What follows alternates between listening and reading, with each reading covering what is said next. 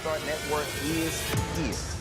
Oh, no punches! I'm real revolutionary right now. Support this man, Black Media. He makes sure that our stories are told.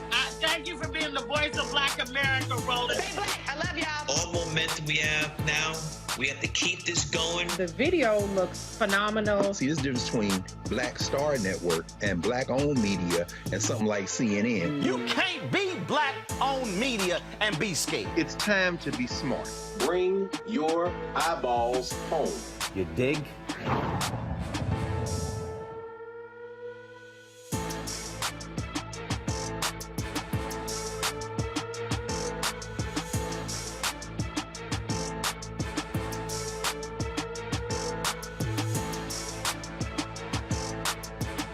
Today is Wednesday, February 9, 2022. Coming up on Roland Martin Unfiltered, streaming live on the Black Star Network. Once again, the right wing is pushing misinformation about something the Biden administration is doing. This time when it comes to drug harm reduction plans. We'll break down to you the truth about the program that's already in existence.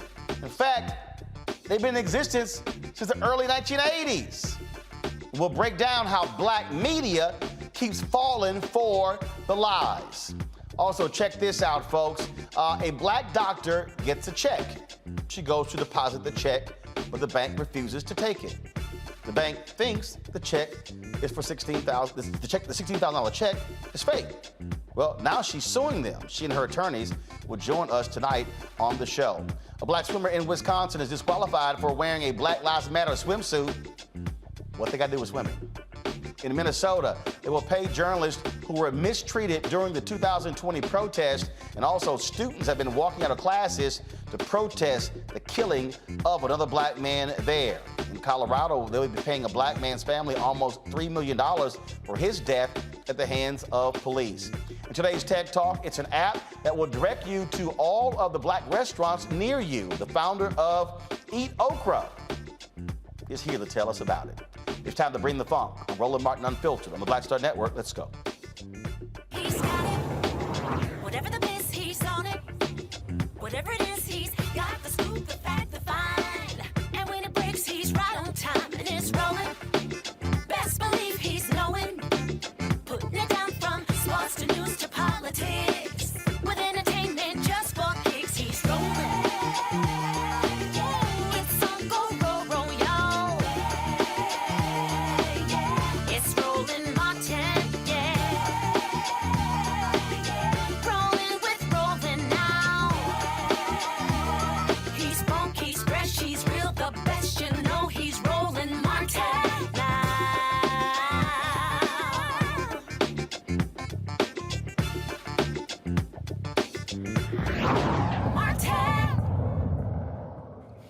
All right, folks. One of the things that I am constantly trying to warn people about how the right wing can take something, lie about it, drive a narrative that's totally BS.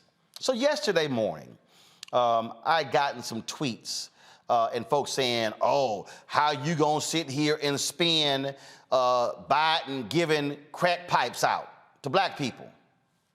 And I literally was like, what the hell are y'all talking about?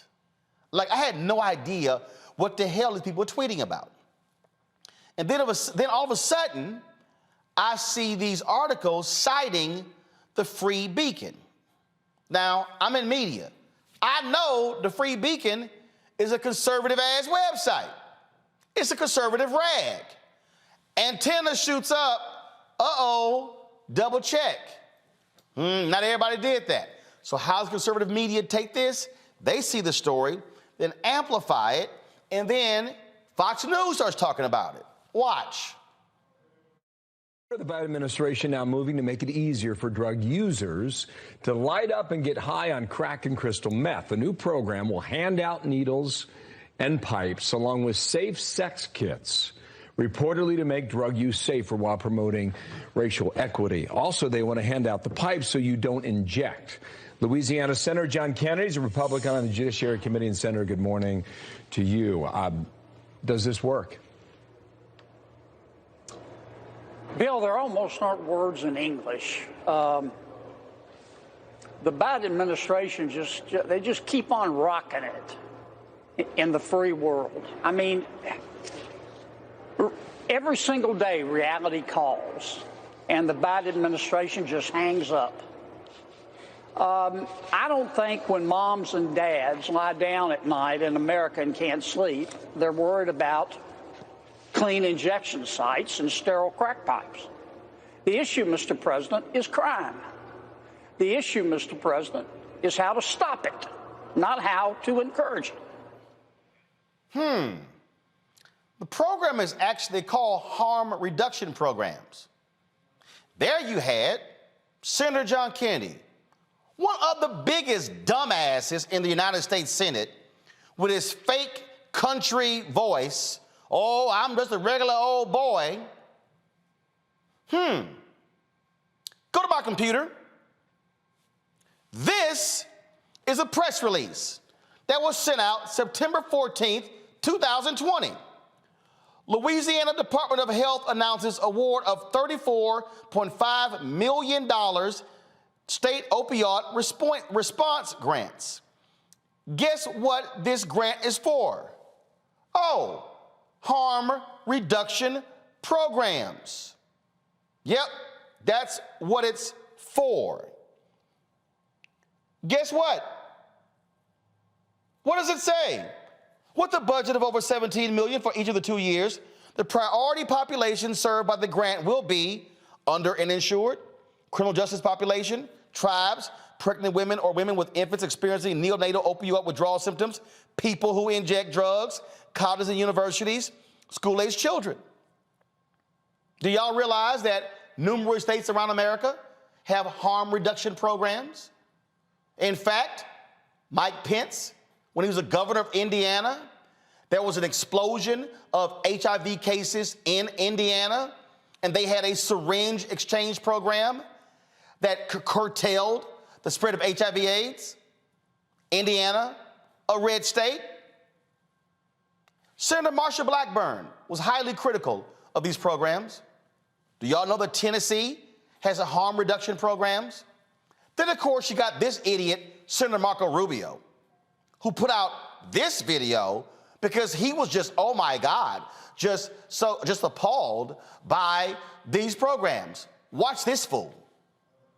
The Biden administration is going to be sending crack pipes and meth pipes targeting minority communities in this country, underserved communities. I know that sounds insane. I know that sounds too crazy to be true. They confirmed it yesterday. They call them smoking kits, and they say it's about equity, but they have in essence confirmed that they're going to be mailing and sending pipes that can be used to smoke crack and meth to underserved communities in America.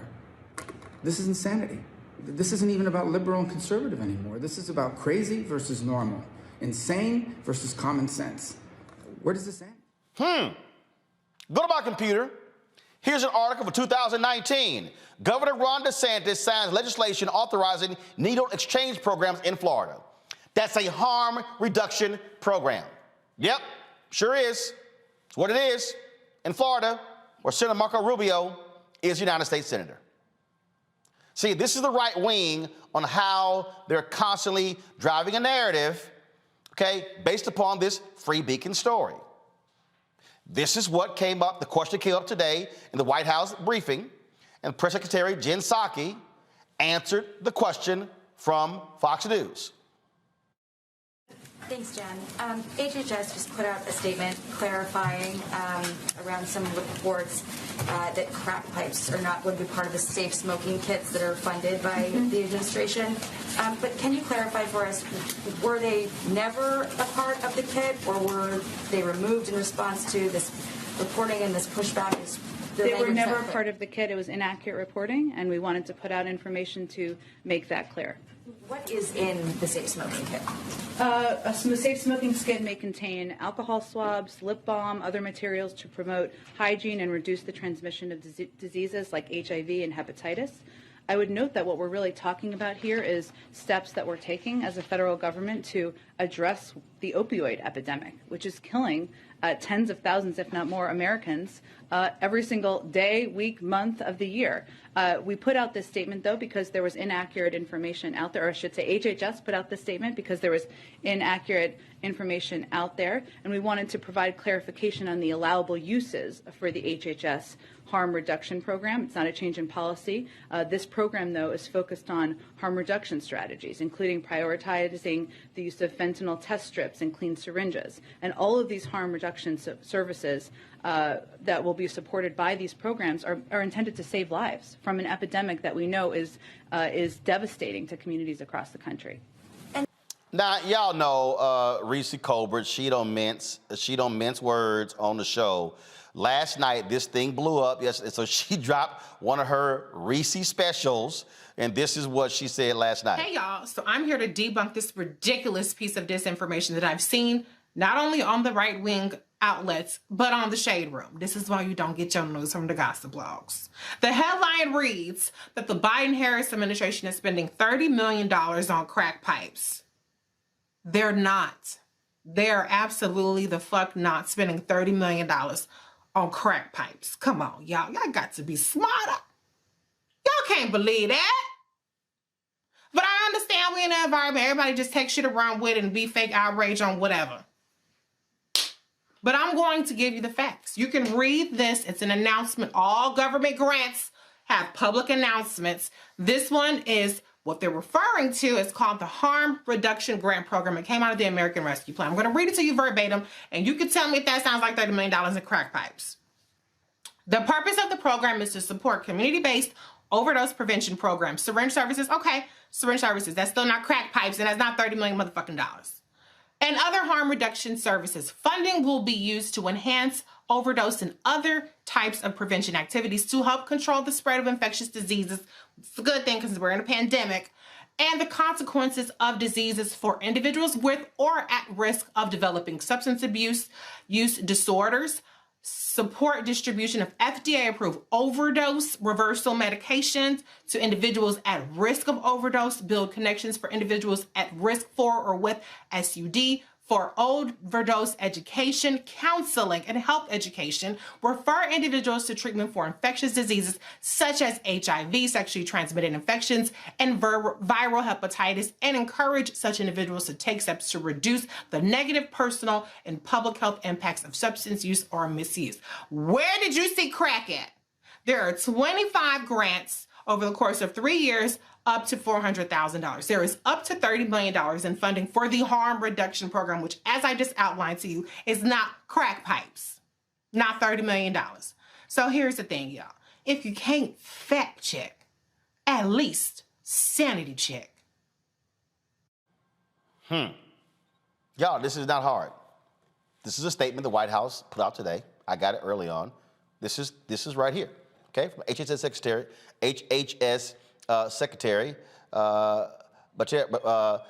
and also ONDCP Director Rahul Gupta, and that is the Office of National Drug Control Policy. That's what that is, okay? And here's what it says. HHS and ONDCP are focused on using our resources smartly to reduce harm and save lives. Accordingly, no federal funding will be used directly or through subsequent reimbursement of grantees to put pipes in safe smoking kits. The goal of harm reduction is to save lives. The administration is focused on a comprehensive strategy to stop the spread of drugs and curb addiction, including prioritizing the use of proven harm reduction strategies like providing naloxone, I guess what it's called, fentanyl test strips, and clean syringes, as well as taking decisive actions to go after violent criminals who are trafficking illicit drugs like fentanyl across our borders and into our communities. We'll continue working to address the addiction and overdose epidemic and ensure that our resources are used in the smartest and most efficient manner. Tuesday, the Substance Abuse and Mental Health Services Administration released details about this new $30 million harm reduction grant program. Again, as recently laid out, it's going to help increase access to a range of community harm reduction services, support harm reduction service providers as they work to help people not die from overdose deaths, reduce health risk often associated with drug use. These are not new. But you have people like Senator Tom Cotton of Arkansas, who goes through all of his drama. Oh, the Biden administration are just going to be giving out crack pipes. Right-wing media goes with it. And what pisses me off is when black media, like Black Enterprise, yes, I sent them an email, they rewrite a story based on the Free Beacon story and got quotes in there from the Washington Post and Time Magazine, not one quote from the administration. Could somebody at Black Enterprise pick the damn phone up? Then, of course, the Shade Room. They go out and put it out there, okay? They posted yesterday. It gets 177,000 likes on their Instagram page. It's 66,000 comments. 3 hours later, they put out an addendum because HHS sent out a statement. That only got about 20,000, they only got about 2,000 likes and a few comments. The lie spreads a lot faster. This is what happens when you have right-wing folks who are twisting things for their purpose. Joining me right now is Lisa Peterson. She serves as the Chief Operating Officer of VICTA. She joins us now from Providence, Rhode Island. Also, Cyril Scovins, founder and president of CMS Institute of Addictonology, I hope I got that right, from Baltimore, Maryland. Okay, so glad to have both of you here. Lisa, I want to start with you. Already you can tell I'm a little pissed off because I hate when people can't read. I hate when people see something that these right-wing people toss out and folks like Newsweek run with it and the rest of these people because they don't bother to fact check first. Your understanding of this grant program. Well, first of all, thank you. Thank you for using your anger to raise the reality and get the facts out there. This is really frustrating for folks who are out here trying to save lives day to day for people who use drugs. My understanding is that this is a supplement to the work that's already been done. And we desperately need it. In Rhode Island in particular, the last 2 years have been more deadly for drug overdoses than we've seen in a decade. We know that people are overdosing of fentanyl. There is no real heroin left in Rhode Island. The drugs are increasingly unpredictable. They're increasingly potent. And again, people are dying. So these measures will help us save lives on the ground, real people, friends, neighbors. When one of the speakers talked about, parents don't worry about getting their kids clean crack pipes, they absolutely do. If their kids are using drugs, they absolutely worry about whether they're going to be able to use a clean pipe, a new syringe, et cetera, because there are a lot of risks that can be associated with drug use. And we are in a position where we're able to mitigate those risks and help people stay healthy and alive long enough to get into recovery if that's their goal and participate in their families and communities. The thing here that is nonsensical, Cyril, is you have people like who is one of the biggest idiots of all time, and that is again how Fox News works, and then chief idiot Marsha Blackburn. And I'm saying that this is a Fox News tweet from 20 hours ago. Time for an intervention. The Biden administration was just caught using your tax dollars to funnel crack pipes and more into poor communities. And they got Marsha Blackburn on here. Now, let's just break this whole thing down. First of all, so Cyril, what do you make of the hysteria? Well, all of a sudden, it's like, oh my God, we've got this crack epidemic that's going on, and this just makes no sense whatsoever. So, first of all, where crack pipes came from confused me, because crack isn't the issue right now. What we are trying to do, and you said it so eloquently, Roland, is if we don't save lives, then people die. And the harm reduction has been around. I'm 60 years old, so the harm reduction has been around pretty much since the 70s when they started with methadone, which was a harm reduction tool to help people stay alive. And the consensus that it's only going to affect poor inner city African-American people is another misnomer, because the majority of the new heroin addicts, or not even heroin because there's no heroin, the new opiate addicts are normally suburban Caucasian people that got addicted through the pill mills before the government shut them down. So the main focus of this whole harm reduction tool is we can't save you if you're dead. So there is no mysterious crack pipes going to filter through the community. That's just what we use as shock to try to scare people. But what should be really scary is the amount of deaths that continue year after year from overdoses that will rival what's been going on with the pandemic. Lisa, here's a tweet. And again, I'm walking through this because I need people to understand why you can't listen to certain people, certain outlets, because their goal is to deliberately lie. Here's again, one of the biggest idiots in the United States Senate, Senator Marsha Blackburn of Tennessee.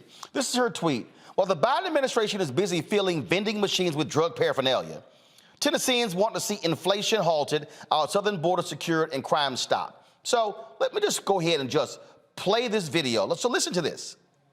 Weekend in Tennessee this weekend, heard a lot from Tennesseans about the price at the pump, the price at the grocery store, how inflation is impacting them. The other issue that kept coming up in all sorts of conversations, the southern border and how concerned we are that it is porous. People are coming into communities, drugs, human trafficking, sex trafficking, gangs. A lot of that leads to crime in the streets. These are issues we're watching this week. Really? Okay. So, Lisa, here's what I find to be real interesting, because it's not hard to look it up. If you type Tennessee Harm Reduction Program, you're going to come across this. This is a link to the Department of Mental Health and Substance Abuse Services for the state of Tennessee. And what does it say right here? Regional overdose prevention specialists are located throughout the state of Tennessee as a point of contact for training and education on opioid overdose and for overdose prevention through the distribution of, I guess, naloxone, is that how it's pronounced? Naloxone. Naloxone, okay? From October 2017 through June 2021, the ROP has distributed more than 206,000 units of naloxone, and documented at least 26,000 lives saved because of the distribution. This is called a harm reduction program in Tennessee. Lisa, go ahead. Absolutely. And we've seen that. Again, I can only speak to my specialty, which is the state of Rhode Island, but we heard similar arguments about widespread distribution of naloxone, which we've been doing for over a decade now. Rhode Island's always had higher rates of substance use than much of the country. And fortunately, we've tried to do more innovative things as a result. But when there was issued a statewide prescription by one of our local physicians so that any Rhode Islander can walk into a pharmacy and get naloxone, no questions asked, there was a lot of similar outrage that this was encouraging use. And we like to say the only thing that naloxone enables is breathing. So that's where we started. And each of these, fears and discriminatory reactions are really interfering with what we know to be evidence-based interventions and an appropriate way to respond to a public health emergency that's only gotten worse with COVID. And when we talk about, and Cyril, to that point, I need people to understand, these are, these reduction programs, this is established public health policy in the United States. This did not start with the Biden administration. It was in place when Trump was there. It was in place when Obama was there. It was in place when Bush was there. It was in place when Clinton was there. It was in place when the other Bush was there. It was in place when Reagan was there. These programs go back to the late 70s, early 80s. Yes. These aren't new programs. Because addiction's not new, we have been trying to save people for decades. And it's just that the drug has changed. We went from heroin to now fentanyl, which, if they don't understand this, it takes, if a heroin addict was back in the 70s and 80s, the heroin addict was the overdose, we might have to give him one dose of naloxone to bring him back. With the fentanyl addicts, we're having to give them 5 doses. Wow. And if they don't go to the hospital right away, when the naloxone wears off, they will experience the same overdose again. That's what we're up against, and that's what we're fighting against. So what I'm telling you is, a gentleman overdoses at 5 o'clock. We give him 3, 4, 5 naloxone. He doesn't go in the ambulance to the hospital. He walks down the street, the naloxone wears off. He experiences the same overdose again. And we run right back to him, and we give him 2, 3 more naloxones. He gets him back breathing. He doesn't go to the hospital, and he could experience the same overdose again from the original fentanyl. So this is what we're dealing with, not heroin. We're dealing with a drug now that is consuming more of our resources to keep a person alive. And so along with the harm reduction, we have to provide them with 24-hour treatment, so those who want treatment can have treatment on demand, which is not prevalent in America right now. It's only prevalent in European countries. In America, treatment is still done from 9 to 5. Lisa, this is a tweet that was sent out by a reporter, Capitol Hill reporter with the Wall Street Journal. Senator Blackburn has just put a hold on the CR, continuing resolution, that cleared the House until she can get insurance, from HHS that taxpayer dollars would not be used to fund drug paraphernalia. Here's the thing again. You have examples out there where you do have states and cities that may have smoke kits. Now, what people don't understand about this, we also have cities that are saying, can you create safe spaces for people to use drugs in a way where they're not dying in alleys or on the streets? Now, that may sound crazy to some people. You're encouraging drug use. No. What folks are saying is, if you have people who are so deep into it, and if they're going to use drugs, you want them to do so, frankly, in a safe way, not impacting others, and if something happens, they actually can get treatment. I think what we're dealing with here, we're dealing with people who are sanctimonious. We're dealing with people who want to treat those who are drug users as riffraff. And then what you have is a racial component. So by Republicans trying to center on crack pipes, and when they said racial equity, what the Biden grant said is that groups that serve underserved communities are going to have an upper hand because they're also talking about communities where you also have impact. So they put the two together. Biden, crack pipes, racial equity, and then black folks ran with it, and now you're trying to control the lie because it was all designed to create the very hype that we're having to deal with right now. I'm really glad you introduced the safe consumption site conversation. Actually, Rhode Island last year became the first state in the U.S. to authorize through state legislation the development and implementation of harm reduction centers, which will include a safe consumption component. And when we were developing the regulations for this, which are now live, and there's a lot of work being done to get providers set up and able to start saving lives in this way, we really had a racial equity lens. Realistically, we all know the reason that the overdose crisis is getting so much attention and so much funding is because it was creeping into white suburbs. The overdose crisis was people who accidentally got addicted to opioids through medications, et cetera, and that was a more palatable face. And the reality is we can't leave folks behind who are using other drugs, and that's why I think it's important to have the conversation about safer smoking, safer crack consumption. And that's an important component of safe consumption. So there will be both places where you can safely inject, as well as a space where you can safely smoke. And that will include clean pipes. That will include clean syringes, as well as all the other things that the Biden administration is getting out into communities. So I think it's really important that we don't pigeonhole ourselves and think of the overdose crisis as one thing, because it's not, and it never has been. And Black folks in Rhode Island are dying at disproportionate rates of overdose. And every one of them is preventable if we have the political will, frankly, and the funding to support the work that is happening out here. Lisa, Cyril, we appreciate both of you, the work that you're doing. Thanks for joining us to unpack this because it's really important for people to actually get facts as opposed to listen to the crazed hysteria out there. Thank you so much. Thanks a bunch. Folks, last year, the U.S. reached a grave milestone, recording over 100,000 overdose deaths over a 12-month period for the first time ever in the black community. According to Pew Research, there were 54.1 fatal drug overdoses for every 100,000 black men in the United States in 2020.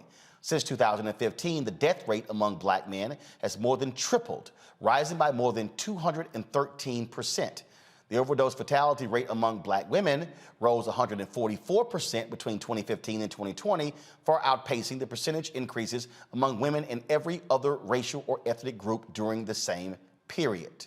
Harm reduction is a proactive and evidence-based approach to reduce the negative personal and public health impacts of behavior associated with alcohol and other substance use at both the individual and community level. I'm going to bring in my panel right now. Joining me right now, of course, is A. Scott Bolden, formerly the National Bar Association PAC. We also have Monique Presley, who joins us as well. Okay, legal crisis manager, lawyer as well. And of course, we ain't talking about guns today, Robert, so you can hold off on all your weaponry. You know, because what you got, Robert? You got something? You ain't lying. I got something with you. Robert got something under his chair. Robert Patillo, Executive Director of the Rainbow Push Coalition, Peachtree Street Project. Glad to have all three of you here. Monique, I want to start with you. I went off the other week on the route because they ran this NBC News story on HBCU funding that was wrong. And then what they did was just rewrote it.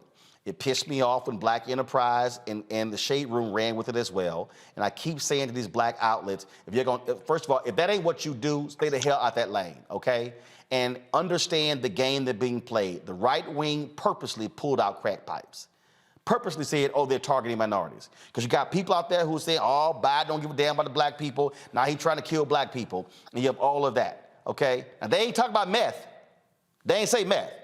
They specifically, because by using crack pipes and then adding racial equity to it. That's it. They, targeting black people, that's what they're doing. Game, recognized game, Monique. Right. I mean, and it's sloppy and lazy. And it happens over and over and over again. I wish it was just this time. But as you pointed out, you had just taken them to task last week, I believe it was, on a separate matter. And so, you know, I mean, we say it every week, but that's why programs like this are necessary. And that's why there should be more of them, because what are we to rely on if people are trying to come to Black news sources and they're not really news sources, me? Then it's dangerous. Me? Scott, stop talking. Monique's talking. What just happened? Scott just over there just talking. Just, Scott, hold on. He was like, me? Chill, bro. You on the air. Robert, again, this is a public health strategy. That's what this is. Look, Roland, this is what I love about the internet age. We live in a period of time where we all have access to supercomputers in our hands, and that in milliseconds, we can have all the knowledge of Earth. Think about that. We can have more knowledge than the Library of Alexandria, of the Library of Congress, all right there in front of at our fingertips. And we would rather depend on the Shade Room to tell us what's going on than simply Googling something and just looking it up for 2.5 seconds. Look, of course there's a racial... Yes, of course there's a racial component to this. Nowhere in it does it say the word crack pipe. But the reason right-wing media made it about crack pipes is that immediately evokes those images from the 80s, black crackheads laying on the street corner, sucking up government money, while welfare queens ride around in their Cadillacs. That's what they're talking about. Because when it's Brenda and her addiction to Xanax or something like that, well, that's an opioid crisis. When it's little Tyler who accidentally got hooked on painkillers, oh, well, we have to do something to ameliorate those issues, and we have to come together as a community to help them. But if you make it about black crackheads, all of a sudden that means that they just need to lay there and die. They don't need any help. They don't need any assistance. They don't need any programs. They are leeches on the federal government, and we have to stop this from taking place. We got to, and black media has to understand this. Don't just run with the sensational headlines to get clicks, because you are playing into that exact same right-wing gangs. The Shade Room and all these other magazines that ran with this story are becoming tools of white supremacy. They are tools of COINTELPRO.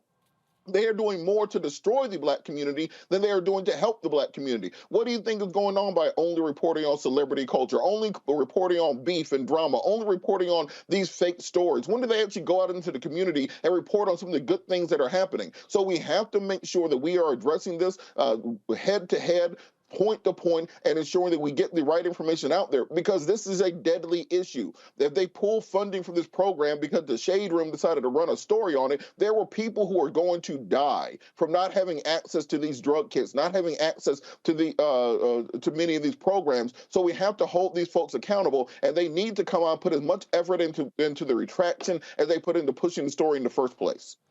Here was the quote, Scott, from Tom Cotton. Last week, Biden talked about being tough on the crime. This week, the Biden administration announced funds for crack pipe distribution to advance racial equity. And then, of course, Marsha Blackburn, in government-funded crack pipes. This is how shameful and despicable they are. This is the game, and we have to understand. I keep telling these people, you gotta understand the game. I said, when you see something like this here, your antenna should go up and say, hold up, let me call somebody first, because I'm not just going to trust this. Yeah, drugs is not a game, actually. It takes lives. Fentanyl is not a game at all. It's deadly, more deadly than heroin. And hey, Tom Cotton, here's a news flash. Drug use and addiction is a health issue. It's always been that. It's never going to stop that. And hey, white people and black people and brown people get addicted to drugs. If you've ever been addicted to drugs, it's hell getting off. And the continuum of care, which is shown historically and scientifically to work, whether you're dealing with homelessness or drug addicts or black, brown, or white people, it helps. Because there's many people that are dying of overdoses, right? Let me tell you what else they're dying of. They're dying of dirty needles. They're dying of hygiene. They're dying of bad drugs, but also bad syringes and what have you. And they're spreading disease because of their addiction. And so we got to stop this race-based analysis and this irresponsibility by not only elected officials, but by the black media as well. It's embarrassing. The black media that reported this are serving as agents de facto of conservative Republicans. Conservative Republicans are responsible because they didn't read the legislation, let alone read the press release, because they don't care. Because if they can push the negative narrative, the racial narrative, that's the social war that they want, and that gets their conservative followers going. And they just jumped on this. And let me tell you, Fox is still running with it. And all the people that watch Fox and support Trump say, see, they're feeding drugs to black people. We got to get a new president in there. So it feeds their narrative, but it's a false narrative. Oh, it absolutely is, and it drives me crazy. And it's racially offensive, too. It drives me crazy when I see this. And again, y'all, I just want everybody to understand, I'm not making this up. Go to my computer. This is Black Enterprise. This is it's still up. This is what's up right now. Biden administration to implement harm reduction program to promote racial equity and prevent drug overdoses. When you click this was posted at 10:30 this morning. I sent an email to the leadership of Black Enterprise at 11:17 last night telling them what they were putting out was wrong. They still sent this out. If you click the article, it shows that 26,594 people have seen this story. And if you go through this story, boom, what do? They're quoting the Free Beacon. I told Black Enterprise leadership myself at 11:17 p.m. last night, this was bullshit. You see this here. They're quoting Free Beacon. You go through it, they're quoting in the store. I didn't want to have to call out Black enterprise, but damn it, after I alert you to the bullshit and you still put it out, you got to get called out. They're quoting the Washington Post. They're quoting Times News. They're quoting all these people. Nowhere in the Black enterprise story is a statement from HHS. The one that went out today. Nowhere in their article is Jen Psaki's comment. So now the Shade Room, to their credit, that bullshit they put on Instagram, they took down because they got ripped for it. Now what's still up is the quote corrected one should take that one down as well because it really isn't right as well. Joining me now is Tracy Gardner, Senior Vice President of Policy Advocacy for the Legal Action Center from New York. So obviously, Tracy, I'm pissed. And I'm not pissed because people, this is what people, oh man, you trying to protect Biden. No, I'm angry because there are people who look like us and people who look like Lisa, who's white, and people who look like, who are Latino, who are Native American, who are dying because of drugs, and assholes like Senator Tom Cotton going out there saying, we need to be putting people in prison, because his belief is we have too few people in prison, which is why he opposed the First Step Act. And what we're dealing with, again, are Republicans trying to sow the seeds of discontent among black folks. See, Biden tried to give y'all crack. Y'all want reparations? He gave y'all crack pipes. That's what they're purposely doing. Exactly. Roland, you know, this is not this country's first opioid epidemic, right? Nope. The first opioid epidemic got us things like Rockefeller drug laws and sentencing laws and the crack cocaine sentencing disparity. To be honest, we can actually go back even further because the first attack on opioids were against the Chinese immigrants because they were pissed off after they built the railroads on the West Coast. They were pissed off with how they were advancing economically in the United States. And then they started attacking black people as well in 1930s and 40s, like people like Billie Holiday. So we got a long history of America targeting people of color when it comes to opioids. That's right. And anything that is other is what is then used against us. They talk about stigma. What I call stigma is oppression. It's legalized or it's systemic oppression. And so harm reduction is a strategy scientifically based that we know works. But I also, having grown up as an HIV advocate, harm reduction is love. Either you want the person who's using drugs to live and be healthy, or you want them dead. There's no in between. And so harm reduction, back 25 years, we were having the same discussion about clean syringes. Now that's not a problem because we recognize that opioids are injected by everybody, including white people. So clean syringes will also be supported by the government as they should be. But this red herring, this dog whistle about crack stems is exactly what you called it.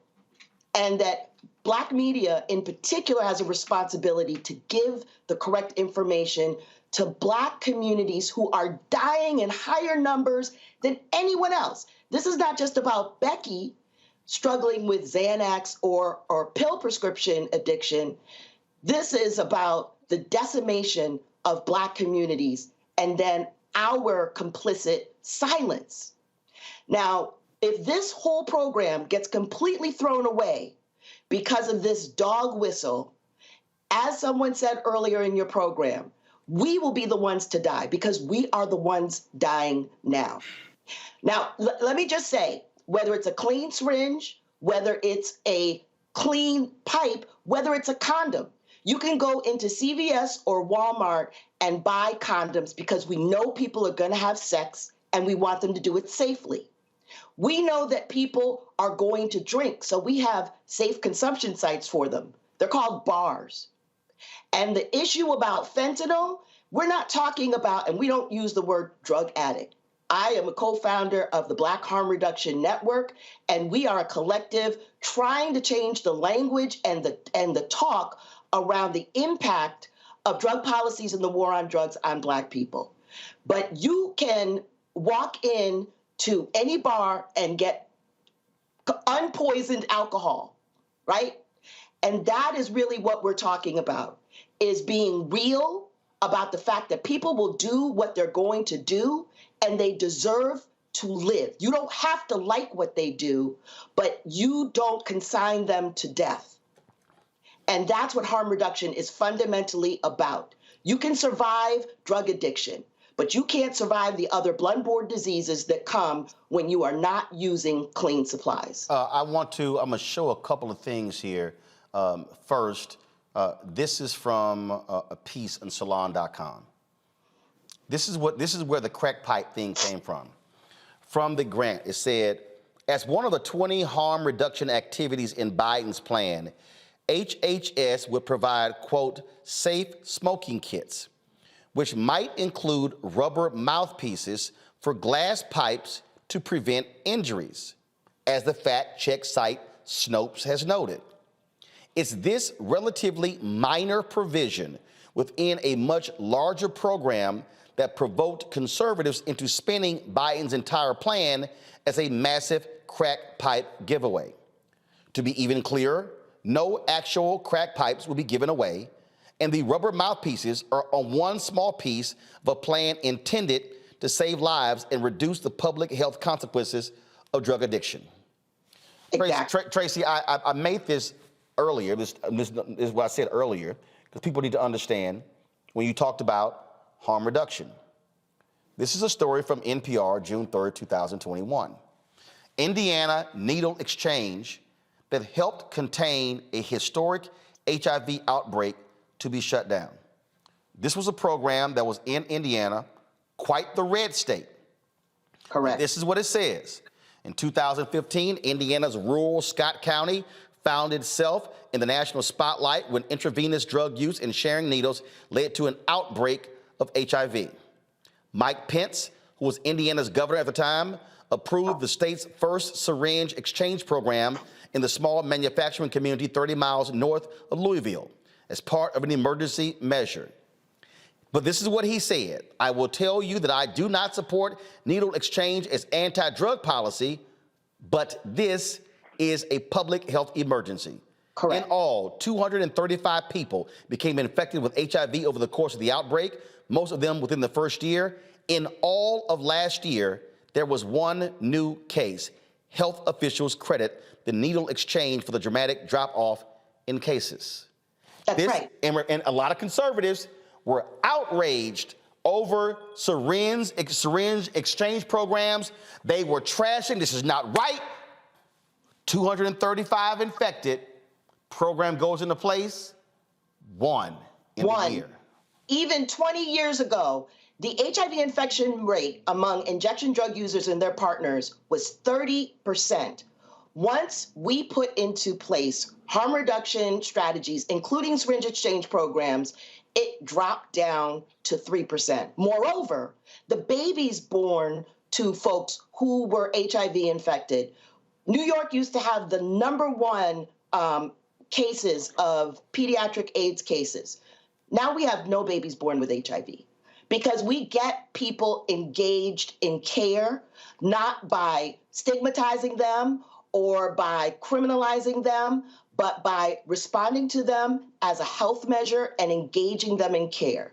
So millions of dollars for this harm reduction initiative that people, advocates that I'm colleagues with have been fighting for a quarter of a century to get, and it's all going to get flushed over what is not even a real crack stem, but something to keep people's lips from bleeding, which would facilitate blood-borne disease.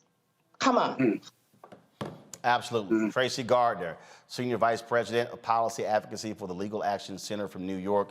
And you also said co-founder of? Co-founder of the Black Harm Reduction Network, which is a collective of advocates and harm reductionists who work in Black communities to push against this kind of thing and to correct our own media. Well, this is precisely why I have this show and created it, because I cannot stand these Black outlets that all they do is aggregate. They don't call nobody. They just repeat what somebody else said. And I said, hell, you might as well just put their piece on your website, because just slapping your name on it, you just reporting the same thing they're doing, meaning you are sending out news to black people through a white prism because you just rewriting what they wrote. No analysis, no kind of, yeah. Thank you, Roland. Thank you very much for what you're doing, because this is a very hard to get on a platform this widely seen about these kinds of issues. Well, I appreciate it. Thanks a lot. I can't tell you, Monique, how, someone sent me a text message saying, Roland, we need you, calm down. But it really does piss me off. It angers me when I look at the history of black-owned media and the role that they played. They didn't report the same bullshit that was in the Washington Post, New York Times, Chicago Tribune, the rest of those papers. They actually understood the audience that they served. And I'm about to send a tweet out saying to Black Enterprise, take this damn story down. Take this damn story down. And again, the Shade Room, I'm glad they took it down. But I need people to understand, it's a whole bunch of folk out here. They sit here, they follow that stuff, they look at them, and yeah, I get it. We do real stuff. Hey, we don't get 177,000 likes of something on my Instagram page that they do. But there's a responsibility that exists, and I dare say to the Shade Room they got 25.6 million fucking followers on Instagram. 25.6 million. And when they put this bullshit out, that's a lie, and its reports say, you making enough damn money, Shade Room, to go hire some people who can pick the phone up and make a phone call. It's called being responsible to your audience. And that is what this issue is. And when we, folks who are black, are feeding our people the same bullshit that the right-wing media is, well, hell, you might as well tell black folks, skip the Shade Room and just go right on over to the Free Beacon and the crap that they put out.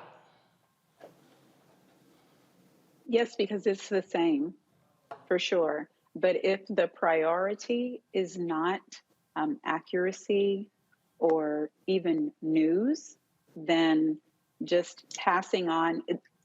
Actually, Roland, the story as they reported it fits their purposes, because the salaciousness, whether it's correct or not, is what draws the views and the traffic. So nothing about that surprises me. I didn't know that they had posted that until I saw your post, because obviously, that's just not something that I follow. But it is unfortunate, because there are people who will jump to immediate wrong conclusions and then pass those on at a time when yellow journalism is prevalent and where people are being manipulated through all manner of false reporting in other spheres. So it's shameful that it would also happen with our own. And again, Robert, they took down that post, but the numbers are right here in my head, because I'm on their Instagram page right now. They posted that item yesterday, and it had 177,000 likes, 66,000 comments. 3 hours later, now go to my computer. 3 hours later, they posted this, TSR exclusive. U.S. Department of Health and Human Services releases statement following reports of providing drug paraphernalia to drug users. These comments are misleading. First of all, Shade Room, ain't no damn exclusive to you, because it was released publicly. And you still are putting the BS in the article. But here's the key. The quote correction, go back to it. 28,709 likes. How many comments? 3,114. So let me juxtapose. The lie got 177,000 likes, 66,000 comments. The truth got 28,000 likes, 3,100 comments, Robert. That is proof of how misinformation spreads like wildfire. Well, look, just as Mark Twain said, a lie will travel around the world while the truth is putting on his pants. And the reason you know that's true is because Mark Twain never said that. This is part of the misinformation machine. People always want to know. People always want to hear the part about the salaciousness. They want to hear the drama. They want to hear something that sounds good. And I'm less upset at the Shade Room than I am at Black Enterprise, because the Shade Room is basically it's a grocery store, tabloid. You're not going there for hard-hitting news on what's going on with the administration. Black Enterprise, on the other hand, is supposed to actually be dealing with the economic development and informing the Black community. They're supposed to have actual journalists on staff who can fact-check things, who can ensure they're putting out accurate information. There's not enough simply to say you were misleading. You have to put out a full retraction. And the best thing that people can do if they really want to do something about this, go to the Shade Room's Instagram page if you follow them, and unfollow them. Go to Black Enterprise if you follow them, and unfollow them. And once they see those numbers drop down by a few 100,000, well, then they will understand that they actually have to have real journalism, because what they're doing right now is classic Uncle Tom activity. I know we like to think of Candace Owens as being an Uncle Tom, or Diamond and Silk. This is the exact same thing, because you're taking white messaging, the messaging of white supremacy about crackheads getting crack pipes from free government on your taxpayer dollar.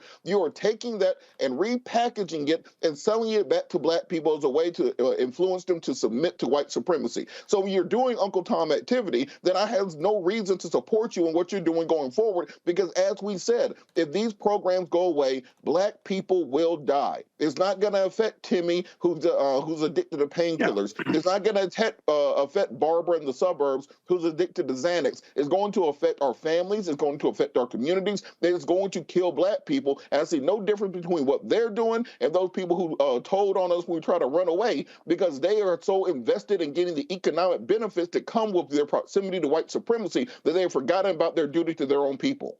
Y'all can go to my computer. Y'all heard me typing. I'm sending this right now. And I'm saying it. Hey, Black Enterprise, y'all need to take this article down now. This is wrong. The whole article is based on shameful reporting from a right-wing rag. Doesn't contain today's info from HHS and the White House. We should never repeat right-wing BS. Send. Scott, final comment before I go to break. Yeah, what's most disturbing, everybody's right. I don't think anybody's going to disagree. I guess what disturbs me most is the recklessness, and just, if you get a story like that, and I'm not a journalist, I'd question it and say, let me do my research, or let me backtrack and see where this is coming from, much like you did. And it's disturbing that Black Enterprise and the Shade Room didn't even do that. They just kind of went with it. But I guess it begs a question, Roland. When you have a conversation with Black Enterprise or the Shade Room, right, what do you expect their response to be? Either we screwed up, or they'll defend themselves. What do you think? Here's the deal. First of all, Black Enterprise never responded to my email. Mm-hmm. That's first. But I'll tell you, this happened before. The Washington Post did a story that essentially said that Tamika Mallory, Bob Bland, and Linda Sarsour were run out of the Women's March. Right. I remember that. News1.com and Blavity basically rewrote their story and then posted it with their bylines on their sites, and it looked like Blavity and News One Now was repeating the same thing. I saw the story. I knew it was a lie, because the Women's March, they could only serve 2 years on the board. Their terms were up. Right. They weren't run out. They weren't reelected, because they couldn't be reelected with term limits. So I emailed Morgan DeBond, the CEO, founder of Blavity, and I emailed, at the time, Latavio Samuels, who was the CEO of Interactive One, and I emailed the editor of News One, and I said, take that bullshit down, because y'all, it's wrong. And I said, y'all should be able to pick the phone up and call black people directly to get information from black people. And they took it down. Exactly.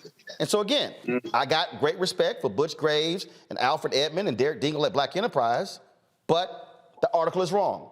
And Black Enterprise should never be rewriting an article from the right-wing Washington Free Beacon, ever, ever.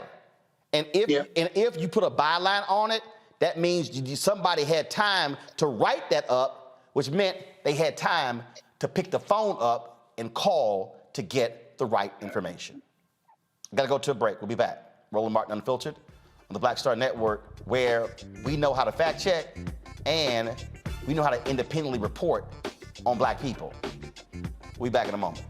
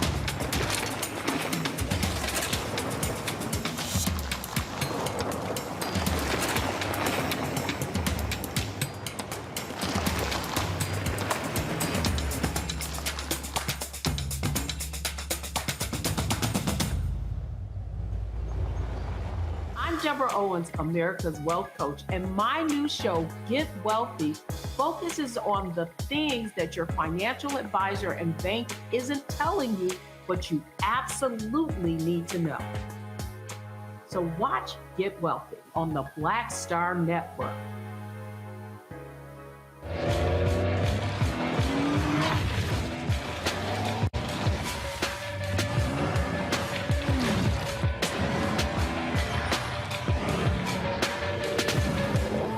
Pull up a chair, take your seat.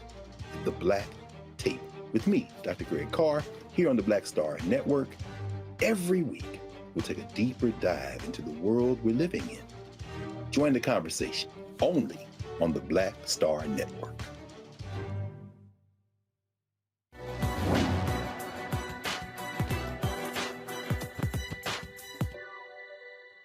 If I didn't define myself for myself, I would be crunched into other people's fantasies for me and eaten alive. Poet and author, Audre Lorde.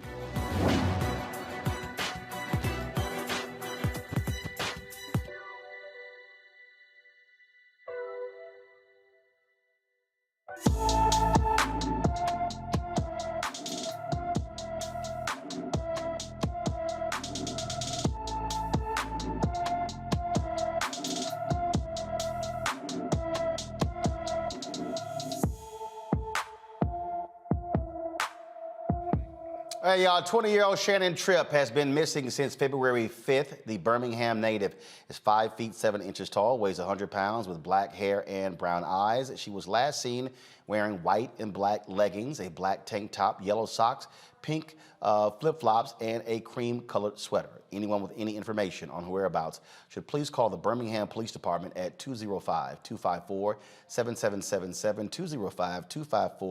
205-254-7777. Let's go to my home state of Texas, where a black doctor has filed a lawsuit against Chase Bank for racial discrimination for refusing to deposit her check or open a new account for her. Dr. Malika Mitchell Stewart wanted to deposit a $16,000 check from her employer associates at the bank, and they began to question her age, her occupation, and the check's validity, ultimately denying her service. She joins us right now, Dr. Malika Mitchell Stewart, as well as her attorney, Justin Moore. Glad to have both of you here. So, okay, so Malika, what city was this in? This was in Sugar Land, Texas. Sugar Land, Texas, suburb of Houston. Yes. So you go to the bank, and how long ago was this? A couple weeks. Okay, so you go to the bank, you got a check, and you walk in, you got an ID, okay? On your ID, take it, you got a Texas driver's license? Are you from Texas? Yes, born and raised, Houston, Texas. Cool. So you got a Texas driver's license, which has your date of birth on it, which has all of your information. You go to the counter, and what happens? So what happened was I signed up to be seated with a specialist who can help me open an account. They call my name back. I go down and sit with her at her desk. I tell her that I want to deposit this check into a new bank account with you all, and she takes my check, and then she looks at me and then starts looking at the check and just starts to ask me questions like, what do I do for a living? You know, what company do you work for? Asking my age and all these different questions, and then proceeds to say that this is probably a fake check, and she wants to go talk to someone else to get, I guess, further. Wait, she says this is probably a fake check. How did she arrive at that? I don't know, and that's why I was asking all the questions, and that's when she went to go get someone who I assumed was the bank manager to come talk to me as well, but actually was just a lead teller that also came and talked to me, and they just said that it looks like a fraudulent check, and we're not going to let you open a bank account, and we're not going to let you deposit this check. Okay. Now, first of all, were both of these folks white? What were they? So one was white and one was Indian. Okay. Now, first of all, last time I even looked at a physical check, been a long time. I don't even write checks anymore. But checks have routing numbers on them. Check, you had the name of the company. If they actually questioned the check, they could have actually called the company and says, hi, I'm so-and-so. Dr. Stewart says she works with you. We just want to verify employment. They could have actually done that. They didn't do any of that. They did none of that. They just said, I feel uncomfortable, and we're not going any further.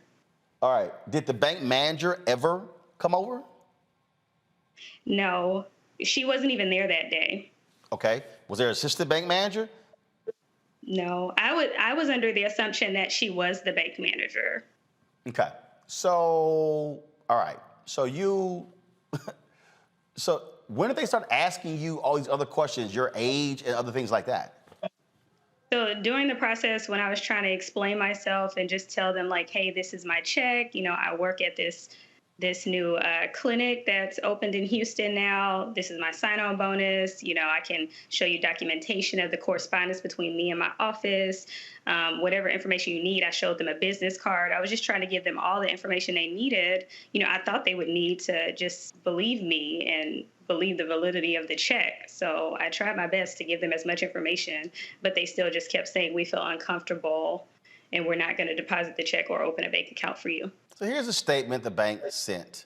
Pull it up, please. We take this matter very seriously and are investigating the situation. We have reached out to Dr. Mitchell Stewart to better understand what happened and apologize for her experience. Justin, have y'all heard from them? We've heard from their attorneys, and it's been a direct response from the lawsuit being filed.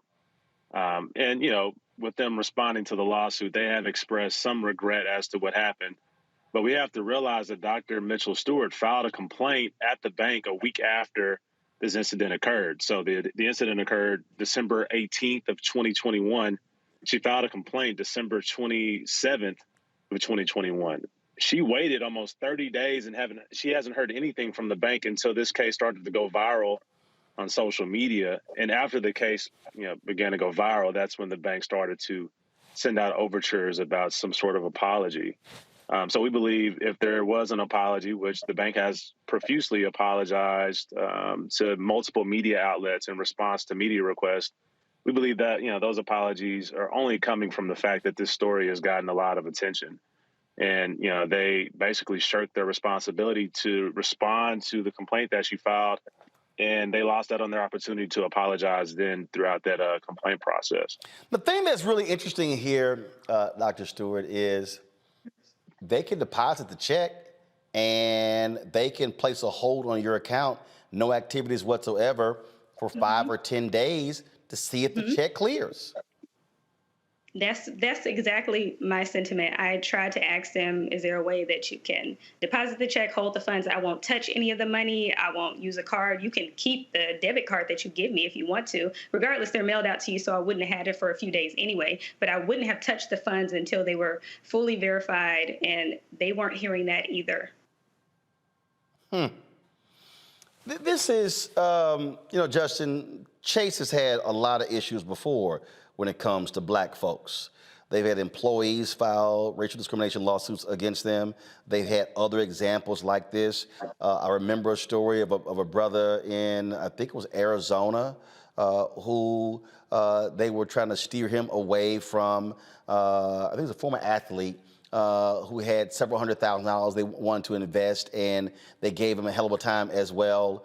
And so, and they've got their diversity and equity and inclusion programs and, things along those lines. But you would think Jamie Dimon and his bank would be actually moving a hell of a lot faster when it comes to this story if they heard exactly what happened.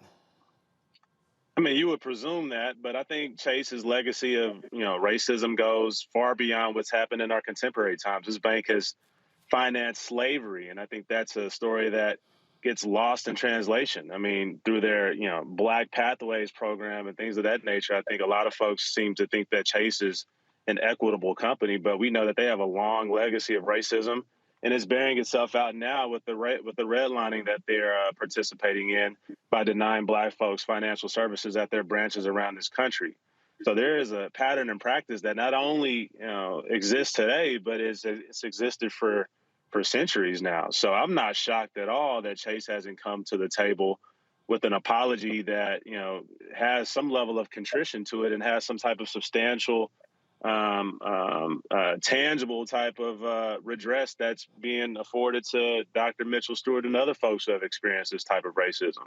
I'm not shocked whatsoever, and that's why we filed the lawsuit. I think it's also important to note that when Dr. Mitchell Stewart went back to that branch with her mother, the actual branch manager revealed herself and told Dr. Mitchell in explicit terms that they can refuse service to anyone for any reason. And we know that's, legally untrue.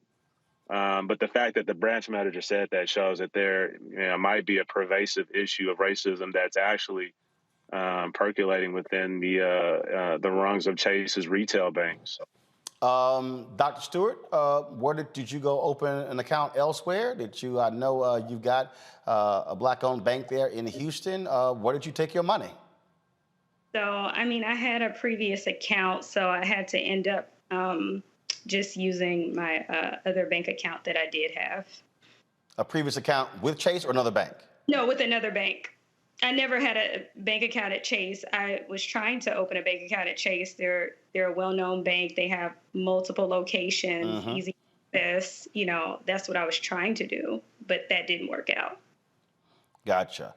Well, look, keep us up to date on this story and what happens next, and we'll also reach out to J.P. Morgan Chase. Matter of fact, I'm probably going to go ahead and tweet them and hit them on LinkedIn and Instagram as well, just to see how they respond. But they certainly need to answer a hell of a lot quicker to what happened to you here. We appreciate you, Dr. Stewart, and Justin Moore as well. Thank you for having us. Thank you. Thanks a bunch. I'm going to go to my panel here. Robert, I want to start with you. The reality is we can take our money where we want to take our money. And a few years ago when I was in Chicago, I wanted, when I was building New Vision Media, when I was building, which will lead to all of this, I wanted to get a business card. Actually, no. Actually, it wasn't the business card. I wanted to get a personal credit card. I want to get a personal credit card. And what I wanted to do was I wanted to get one that was where I took a couple CDs out, and that way it covered it. If anything happened, it's always covered. And I remember Chase denying me a credit card. And I'm sitting there going, y'all want to explain to me why I got $400,000 sitting in a bank account and you're denying me a damn credit card?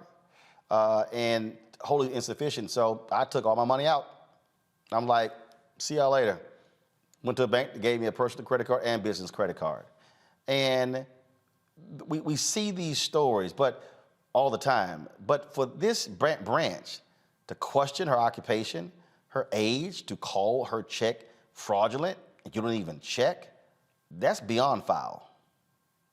And look, Roland, I wish this was an isolated case, but as she was speaking, it reminded me of something that happened when I was young, a baby lawyer practicing. I just got one of those big cases where you get the settlement check from the insurance company. So on my day off, I take it in to cash it. So I got like a hoodie and jeans and some Air Force Ones on.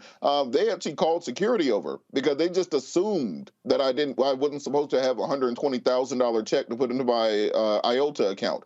They just assumed that there had to be something not above board. Brought out the branch manager and everybody else. So this is something that African Americans have to deal with on a daily basis. And whether it's reported widely in the media, this is what we mean when we're talking about white privilege. In case somebody is wondering what we're talking about, that is what we're talking about. The fact that on a daily basis, things are just always made slightly harder for you based upon your race. They don't ask about your degrees. They don't ask about how much money you have in the bank. They don't ask about anything except they see the color of your skin, and they make negative assumptions about you, and they make life just a little bit harder. So we have to address this thing from a systemic point of view. People get mad about diversity trainings. People are mad about CRT and having to learn the importance of having other people involved in this world besides cisgender straight white males. But at the end of the day, if we want to actually have the pluralistic society that we believe that we should have, it's going to take making these things aware and also divesting from people who don't want you. If they don't want your money there, then take your money somewhere else. That's what I did. I took it over to Citizens Trust Bank, the black bank there in Atlanta, and had no problems. Because at the end of the day, as long as you keep giving these people your money who don't want to treat you right, they're going to continue treating you the exact same way. Money talks and BS walks. And Scott, this is also why they should be sued. This is, well, they've been sued, and they've been sued under 1981, and they've been sued under a local statute. You know, this is just stupid. This is just stupid. And you know what? She's a credible witness. She's only about 5 foot tall. She's a doctor, excited about her bonus. And this stress of being black while banking just jacked up her whole Christmas. Why does the color of her skin mean she's got to go through that? It's just stupid. And so I don't know whether the case is going to settle or not, but just based on her appearance and based on her pedigree, you know, it just boggles the mind why those workers in that bank had the aptitude. You have to have the aptitude to make a jump towards fraud simply because of the color of your skin. Or better yet, you made the jump towards fraud and you didn't go to any other suspicious levels. You went to fraud and cost you business from someone who wanted to do business with you. Think about that. This person wanted to do business with you, give you a $16,000 check. And race played a factor in you losing that client. It's just stupid. It's beyond racism. It's just stupid. And so I hope you continue to monitor that case. It'll be interesting as to whether it gets resolved or whether it gets litigated. Monique, the thing that is interesting to me, so you're Chase, so she files a complaint and you only start commenting after she goes public? That's also pretty dumb customer service. Last thing you want is a story to go public. Right, no, but she wasn't being taken seriously. The same way, as Robert said, she wasn't supposed to have that money. I mean, that is what is happening here. There were several points. There were several fail points that they could have taken different turns. And frankly, there are two issues with respect to the manner in which she was treated and discriminated against. Even if they had some sort of policy with respect to opening bank accounts, new accounts with a check over a certain amount of money, holding a check for whatever days, or won't take the check period, and requiring cash, they still should have just gone through all of their regular procedure for this woman who presented with the necessary IDs, calling herself a doctor. So they had the ability to check on that, the veracity of that, and then run her banking history and tell her, put your $25 cash down here and we'll open your account. And then they deal with what they're going to do with this check separately. But the reason why you know for sure, which is what many of our people don't get to see and don't know, that this was truly like a race-based discriminatory action by the bank, let somebody else come in there and they want to open an account and they've got a medical degree and they want to start the account with $16,000 at one time. You would get the private banking room. You would be able to go and be escorted. They would ask you if you wanted coffee or tea. They would tell you that it might take a few minutes to get champagne, blah, blah, blah, blah, blah. They would offer you, you know, all of the different options for your account and look at it as if they were entering into a banking relationship, which is what Chase should have been doing with her.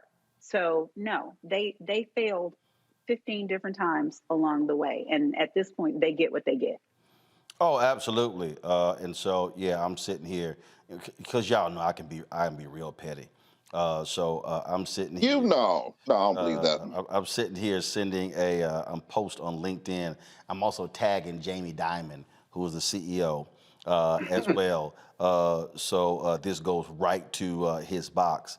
And you heard, you know, the attorney mention J.P. Morgan and their Black Pathways program, and I've had a couple of conversations with them with regards to advertising stuff along those lines. And so I would say to the Black Pathways program, y'all need to say something. Y'all need to say something. Don't have J.P. Morgan Chase sending y'all out here as y'all black mouthpieces when this kind of crap is going on. I'm just saying. Just saying. Gonna go to a break. We come back. More Roland Martin Unfiltered. Don't forget, of course, you can download our app, the Black Star Network app. All available platforms: Apple TV, Android TV, Apple phone, Android phone, Roku, Amazon Fire, Xbox One, Samsung Smart TV. You can also support in what we do here and Roland Martin Unfiltered by joining our Bring the Funk fan club. Every dollar you give goes to support this show. Cash App $RM Unfiltered. PayPal is R Martin Unfiltered. Venmo is RM Unfiltered. Zelle is Roland at RolandSMartin.com. Roland at RolandMartinUnfiltered.com. Guys, y'all also are using the wrong graphic. You should be using the one that has the P.O. box on it. And if you want to check a money order, you can also do so, folks, by sending it to P.O. Box. One second, let me pull it up on my phone. And so again, please use the right graphic. P.O. Box 57196, Washington, D.C. 20037. P.O. Box 57196, Washington, D.C. 20037. Back in a moment.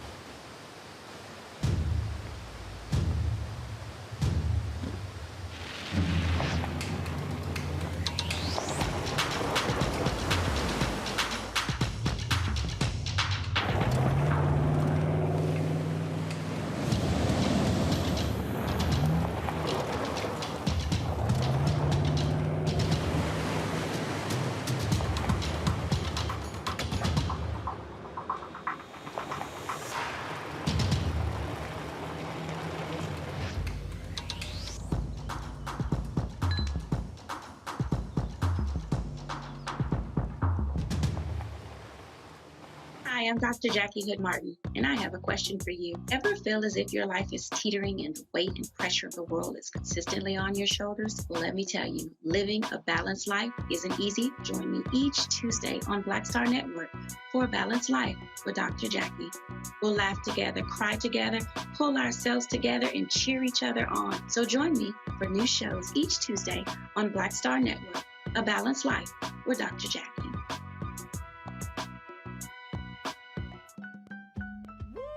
We're all impacted by the culture, whether we know it or not. From politics to music and entertainment, it's a huge part of our lives, and we're going to talk about it every day right here on The Culture with me, Faraji Muhammad, only on the Black Star Network.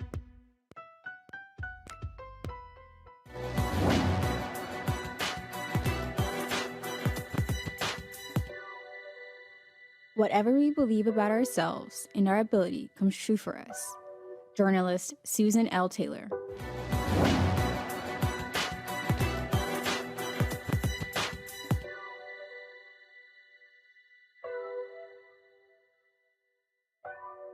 All right, folks, this is Super Bowl week. Is taking place in Los Angeles. And during this week, there's always discussions. There's always a news conference on the state of the NFL with Commissioner Roger Goodell. Today, he held this news conference. And Jim Trotter, who's a reporter for the NFL Network, asked this critical question of Roger Goodell. And Jim did not hold back. And I thought it was an absolutely amazing series of questions and statement. And so I wanted to play it and talk about this with our panel. Watch this. Hey, Roger, Jim Trotter. The question is more for the owners, but also for you. And since they're not here, I'll ask you, as I always say. In your initial statement, the league's initial statement, it said that diversity, equity, and inclusion were core principles of the NFL. And I need to provide some context before I can ask you about that statement. In the 100-plus year history of this league, 24 of 32 franchises have either had one black head coach or no black head coaches. And to make sure I get the names right, I'll read them off here. We've got the Bills, the Commanders, the Cowboys, the Falcons, the Giants, the Jaguars, the Panthers, the Patriots, the Rams, the Ravens, the Saints, the Seahawks, the Titans, who have never had a black head coach. That's nearly half the league. We look at the fact that there's never been a majority black owner. There's only been one black club president. We look at the GMs, now we're up to 7. 5 of those were hired in the last 12 months. We're now at 3 black head coaches, 2 of whom were hired after Brian Flores filed his lawsuit. So it's easy to focus on the owners here, but I want to put this to you here. When we look at the league office, of the top 11 executives there are only 2 people of color. When we look at NFL Media Group, where I work, there is not one black person at the senior level in the newsroom who makes decisions about a league whose player population is 70% black. So as a member of the media group and as a black man, I ask, why does the NFL and its owners have such a difficult time at the highest levels hiring black people into decision-making positions? Yeah, Jim, listen, we look at the same numbers, and they're really part of the effort that, again, looking at how do we become more effective in our policies and procedures. We work really hard. We believe in diversity. We believe in it as a value. We believe it's made it stronger. People who've come into the league who are diverse have been very successful and made us better. And we just have to do a better job. We have to look, is there another thing that we can do to make sure we're attracting that best talent here and making our league inclusive? If I had the answer right now, I would give it to you. I would have implemented it. I think what we have to do is just continue and find and look and step back and say, we're not doing a good enough job here. We need to find better solutions and better outcomes. And so let's find more effective policies. Let's make sure everyone understands. Let's make sure that we're looking at diversity and actually incentivizing that for everybody in our building, including with compensation. Let's make sure that when we're dealing with vendors outside the building, we're hiring diverse vendors and bringing them in and giving them an opportunity to succeed just like we do with white vendors or people of color. Well, how can they come in and contribute to the NFL? So I think it's not a single answer, Jim. The single responsibility comes on all of us in the NFL, and we have to be the ones that make that change, and we are the ones that have to make sure we bring diversity deeper into our NFL and make the NFL an inclusive and diverse organization that allows everyone the opportunity to be successful.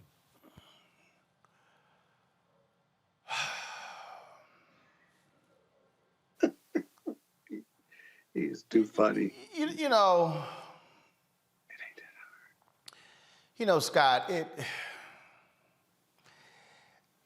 if there's one phrase I can't stand is, well, we've got to do better. And if there was one thing that we could do and to make it happen, I would be doing it. How about this? Job opens, you hire somebody black. I mean, it's not that hard. I was I'm a 3-time board member of the National Association of Black Journalists. We met with the NFL Network more than a year ago. Galen Gordon at the time was there. He was vice president for talent. He's now at ABC. It ain't that hard to find black journalists. Roger, you can call us. We got a whole list, long list of folk who you can talk to, but y'all just don't want to do it. I'm like, man, come on, just don't go ahead. Okay. So, you know what was amazing about the racism, diversity, and inclusion that we've been trying. The amazing thing is, whether it's the NFL, big law firms, accounting firms, media, whatever industry it is, I don't believe in how we do diversity anymore, and you shouldn't either. Because in 40 years of this multi-million-dollar, maybe billion-dollar industry, the numbers, at least in big law and perhaps other industries, just hasn't changed. Because it's not that hard to do, especially if you have a plethora of qualified people to lead organizations. You just have to do it. All the money the NFL and other industries spend on diversity, stop spending it. Invest it in making excellent employees and senior people, train them, invest in them, and make them outstanding contributors to your organization, and you will ensure that you have a diverse leadership in that organization, and it makes you a stronger organization, not because I'm black, but because I'm talented, I compete against everyone, and I'm as competent and extraordinary as a lawyer, and I just happen to be black. I'm not a great black lawyer because I compete against everyone else, right? Don't undercut my excellence. But people that don't look like you and me have a real problem. If you haven't been victimized by racism, right, and you don't look like me, you have a problem because you've never lived without privilege. And so your privilege blocks you from trying to give up something to somebody black or brown because you think somehow you earned that privilege and you're giving it to me by hiring me or promoting me. It's a false narrative.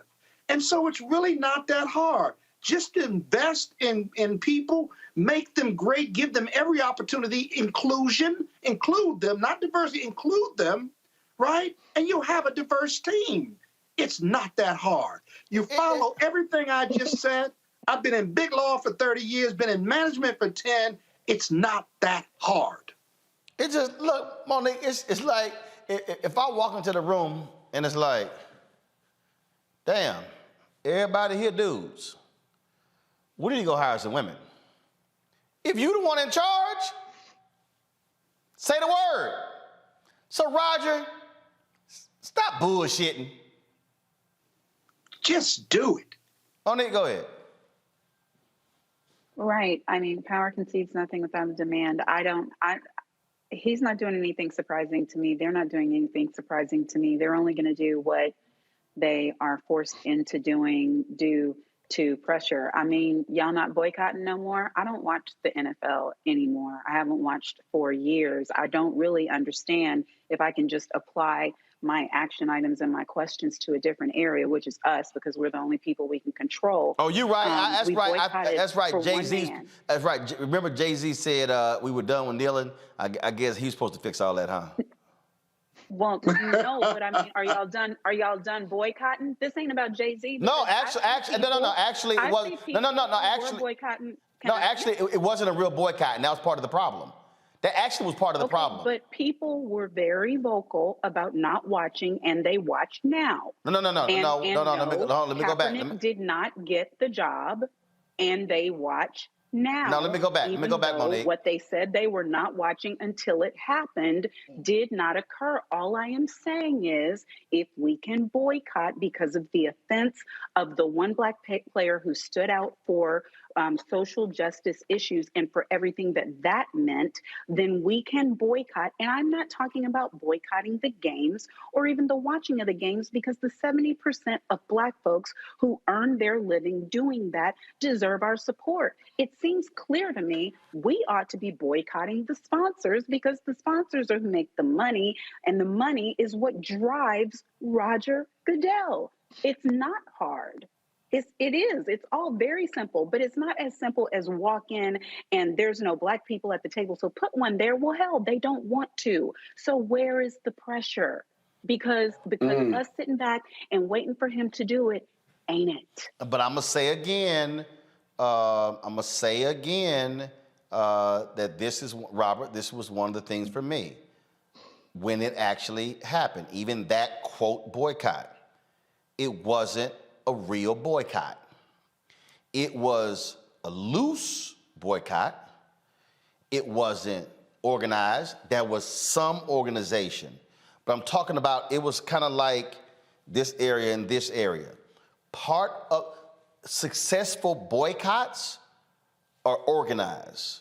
There's a plan of action. There's a period where you are educating and you are enlightening and you're laying out what we're doing and you're escalating. Yes, there were moments where you had preachers who showed up outside of NFL stadiums taking a knee, things along those lines. And so, Monique is absolutely right. If you're going to target the NFL for its racial, its lack of diversity, it has to be an organized boycott. I keep telling folk, you go read Martin Depp's book on Operation Breadbasket. You've got to organize it. But it's also, people also got to also be a little smarter. I don't know if y'all saw Emmanuel Acho. Now, there's lots of I disagree with him. He criticized Brian Flores because the law firm that Brian Flores is working with to sue the NFL on racial hiring, according to Acho, they ain't got no black lawyers. It's all white. Now, we've been trying to get Brian Flores on this show to discuss his lawsuit because he's only done interviews with mainstream media. My producer, Carol, was emailing them. It was kind of like, no. Then finally, I emailed saying, we got a problem if you've only been talking to mainstream media. If you're going to talk about suing the NFL because racial discrimination, y'all might want to talk to some black-owned media. And then it was kind of like, we Mr. Martin, we understand, but we're just sort of inundated with requests and stuff along those lines. I'm like, okay, I got that, but you can still schedule. You don't only just talk to NBC, ABC, and CBS. And so I'm going to send that law firm an email to see if what Acho said is correct. But even in that case, that law firm should be called out. You can't be suing the NFL for racial discrimination if you're an all-white law firm as well. See, we got to be willing to challenge people in every area. And so if people say organize a boycott against the NFL and its advertisers and its sponsors as a result of its racially discriminatory practices, it has to be organized, Robert. It can't just be whatever.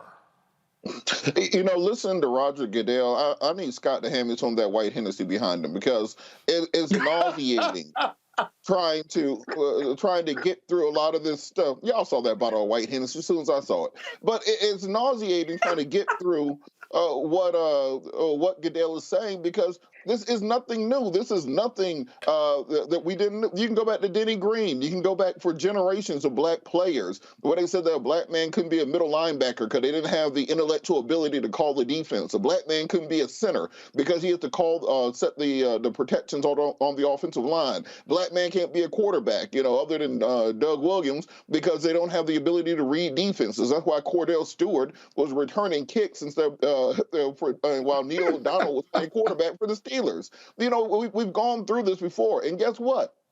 You start letting black people play middle linebacker, they're pretty good at it. You let black people start playing center, they're pretty good at it. You let black people start playing quarterback, they're pretty good at it. So how about we just start giving people opportunities instead of all this lip service that the NFL is doing? Because at the end of the day, it is still the same good old boys club, the same old white men, almost unanimously, that control the wealth, and they want to make sure they keep this control within the family. You can go out there and run around and hit your head all you want, but when it comes to running things and being in the room with the money and owning a team, then that absolutely is not going to happen unless you start having the type of litigation that Flores started. It's not a perfect lawsuit that they filed. There are errors in it. There are things that they could improve in, but this shouldn't stop other coaches or other individuals who have been aggrieved from coming out and filing the types of class action lawsuits that will get their attention. The same thing that we saw with the tobacco industry, the same thing we saw with many other industries that would not change until they are sued. You get $1 billion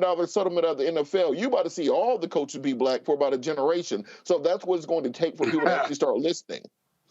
So Robert, let me ask you this. Can you have an antitrust exemption and be suffering from race discrimination as an organization? Is there some link between those two that could defeat that antitrust exemption? I don't know. Either You legislatively or litigation-wise. Who you asking? I'm asking Robert. You asking Robert, Monique? Robert that because that antitrust exemption is what protects that league. And if you're engaged in racial discrimination, I'm just wondering, I need to research it, whether legislatively or from a litigation standpoint, you could break that antitrust exemption, which protects them, which is why you may not get that much progress when it comes to the race question in the NFL. Well, I think what is required, I think what is required is going to be congressional hearings, and this is going to be the point that we need to work with our friends in the Congressional Black Caucus to bring in Roger to get out, because right now the NFL antitrust exemption is only based upon lobbying. There's nothing statutory that that separates it, besides the fact that they can pay off lawmakers through campaign contributions. Same as baseball. Exactly. So we start having some hearings, particularly where they can subpoena records and documents right now while we're in charge of financial services and those sorts of things. Oh, you're going to start seeing, you're going to see so many black head coaches and we have congressional hearings. They're going to look like the Soul Train Awards. So I would compel our Congressional Black Caucus maybe to step in on behalf of these coaches and players to have some hearings so we can find out exactly what's going on. That's when you really start seeing some change happen. Certainly. Sorry, Roland. The lawyers wanted to talk without involving you, so now you can ask your next question. No, you didn't. You just sitting here trying to be a smart ass, because you ain't done your own damn research. That's really what happened. About lawyers on the panel. Yeah, whatever. I know you play one on TV. No, I don't play. But the lawyers want to have a discussion. No, I don't play one on TV, but I know when I'm hearing some legal bullshit, I'm gonna call it out. And so that's what I'm gonna call out. Let's just be real clear on that nonsense. So why do I keep asking for this, Monique? Why? Yeah, I know. Sometimes you just shut up. I mean, either because you're a Kappa. That's why. That's why. Because you're a damn Kappa. That's why. That's why. All right, let me run through these two quick headlines before I got to go to a break, and then I'm going back to I'm coming back with our tech talk. The family of a Colorado black man killed while fleeing from police in 2019 will receive $2.9 million settlement. Devon Bailey was only 19 when he was killed. He ran from police when they questioned him and his cousin about an armed robbery. His cousin was acquitted of the charges. In the lawsuit, the family stated police officers racially profiled Bailey and assumed, at least partly because of his race, that he presented an enhanced threat to their safety. Colorado Springs, the police department said the settlement is not an admission of any wrongdoing. Folks, the state of Minnesota has agreed to pay $825,000 to several journalists who say they were mistreated while covering the 2020 protests after the George Floyd death. Tuesday, the American Civil Liberties Union of Minnesota and the state's Department of Public Safety announced the settlement. It prohibits the Minnesota State Patrol from attacking journalists, arresting or threatening to arrest them, ordering them to disperse, seizing their equipment, and more. It also calls for an independent review of all 2020 media mistreatment complaints, and it requires body-worn cameras to be issued to all troopers by June. All those are good things. Folks, in Mississippi, law enforcement officials give two different accounts of what happened to a black man who died in police custody. Damian Cameron died after police entered his home without a warrant last July, tased him twice, and knelt on his back for 15 minutes while he told officers he could not breathe. His mother witnessed the tragic incident. The Mississippi Bureau of Investigation said Cameron collapsed while running away from police. The Rankin County Sheriff's Office initial statement does not mention him collapsing, only that he resisted arrest and was found unresponsive. Cameron's family wants the officers responsible for being held to be held accountable for his death. And in Kentucky, jury selection continues for the ex-Louisville cop, Brett Hankinson, the only officer charged in the raid that led to Breonna Taylor's death. Hankinson is charged with wanton endangerment for firing blindly into Taylor's apartment with the bullets hitting a neighbor's apartment. Breonna Taylor was killed on March 13, 2020 after 3 Louisville cops entered her home with a no-knock warrant and fired 32 bullets, killing her. And folks, in Wisconsin, a 12-year-old black swimmer was disqualified from a race for wearing a Black Lives Matter swimsuit.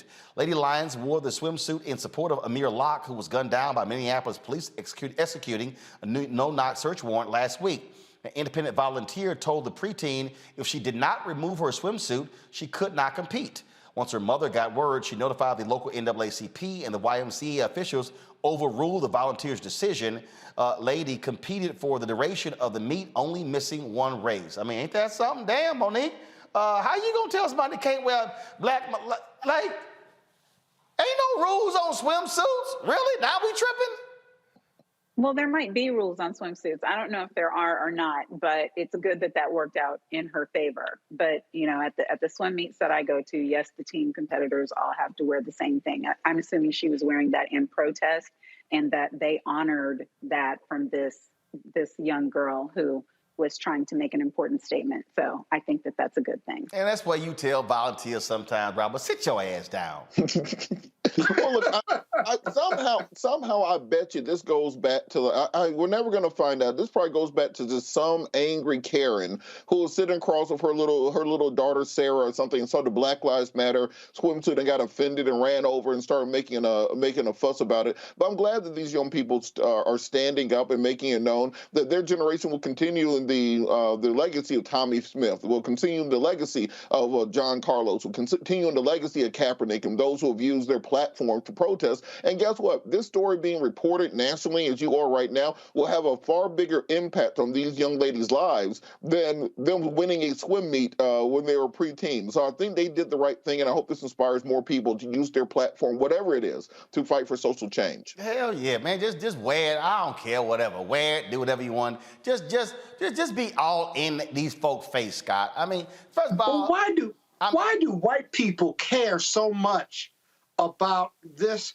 3 words, Black Lives Matter, being on a sidewalk, being on a swimsuit? It is not. They see it as a political statement.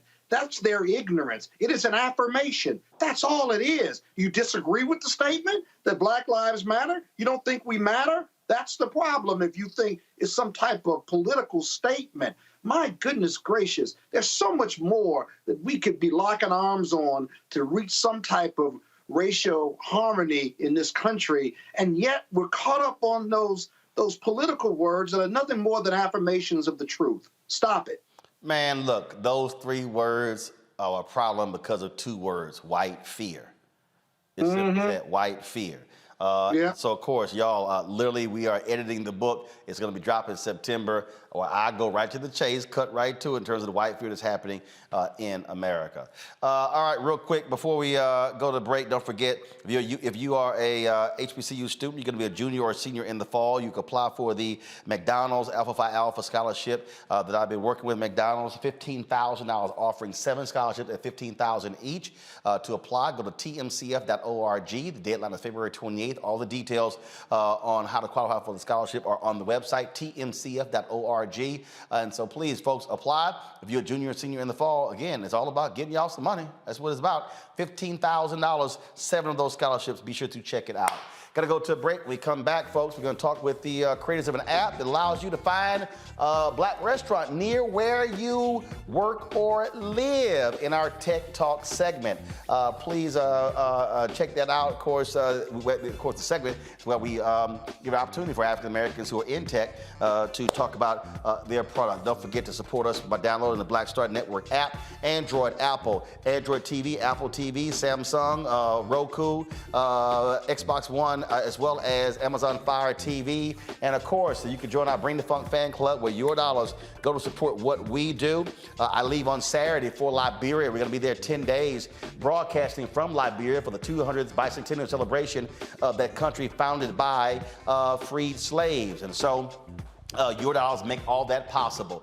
Again, Cash App, $RM Unfiltered. PayPal is R Martin Unfiltered. Venmo is RM Unfiltered. Zelle is Roland at RolandSMartin.com. Roland at RolandMartinUnfiltered.com. You can send a check or money order to P.O. Box 57196, Washington, D.C. 20037. I will be right back.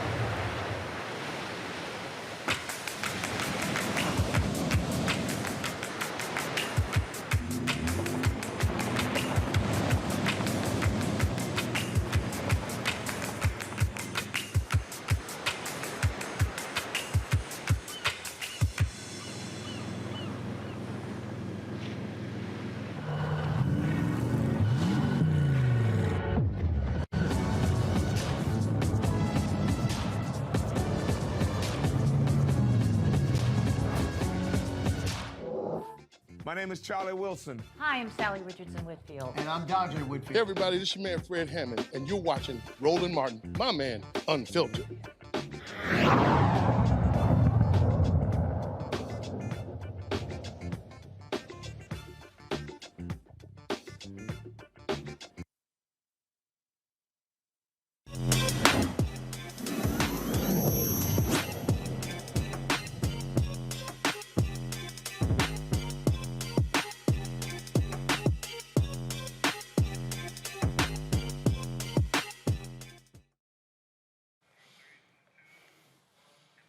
All right, folks, EatOkra is here to solve an issue that you have. It's an app that connects consumers to black-owned restaurants in their area. Joining us now, co-founders of EatOkra, Anthony and Janique Edwards from Brooklyn, New York. Hey, how y'all doing?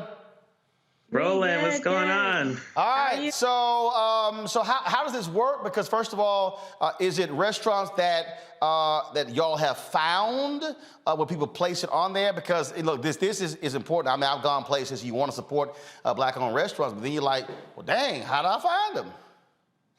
Yeah, that's the question, right? Yeah, the community really is supporting us in this app.